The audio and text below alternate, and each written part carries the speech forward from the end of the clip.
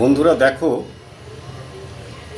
নারায়ণ শিলার উপরে তুলসী পাতা আর সাদা ফুল চড়াতে হয়। শিলাকে সবসময়, নারায়ণ শিলাকে সবসময় তুলসীপত্র দিয়ে রেখে দিতে হবে। আর সবসময় সব জিনিসই নারায়ণের সাদা জিনিস লাগে। তুমি যা জিনিস দেবে সবই সাদা। আর গণেশজিকে অনেকে শ্রীচরণে তুলসী দুর্ব দেন, কিন্তু সেটা ভুল। ওনাকে মাথায় দিতে হবে। যখন মাথায় দিতে হবে তখন কিন্তু হরে কৃষ্ণ নাম করে করে দিতে হবে। হরে কৃষ্ণ কৃষ্ণ কৃষ্ণ হরে হরে, হরে রাম রাম রাম হরে হরে, এই কথা বলে কিন্তু তুলসী অর্পণ করতে হবে এই দুর্বা।